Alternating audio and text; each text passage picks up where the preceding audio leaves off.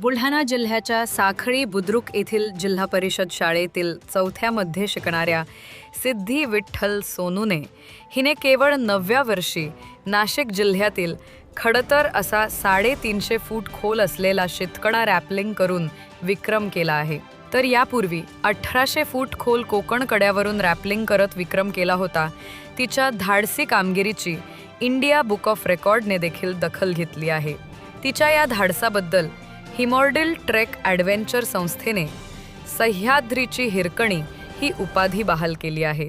सिद्धीने याआधीही 26 जानेवारी 2025 रोजी हिमालयातील 12,500 फूट उंचीचा केदारकंठा कडा सर केला असून तिथेही तिने तिरंगा फडकावला होता। सिद्धीच्या या धाडसी कामगिरीबद्दल तिच्यावर जिल्हाभरातून कौतुकाचा वर्षाव केला जात आहे।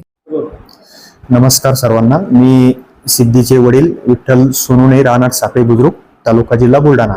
सिद्धी ही माझी मुलगी असून ही खूप खरोखर मेहनती मुलगी असून हिचे धैर्य व सामर्थ्य मी वयाच्या 6व्या वर्षी समजले होते। मी सुरुवात तिची शेगावपासून मॅरेथॉनपासून सुरुवात केली आणि नंतर तिने दुसरे मॅरेथॉन बुलढाणा येथे मारले। तेव्हापासून तिचं मला धैर्य आणि साहस कळाला।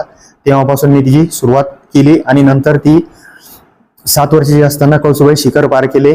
तेव्हापासून ती जास्त मला कळाले की ही काही करू शकते, आयुष्यामध्ये पुढे जाऊ शकते, नाव कमवू शकते।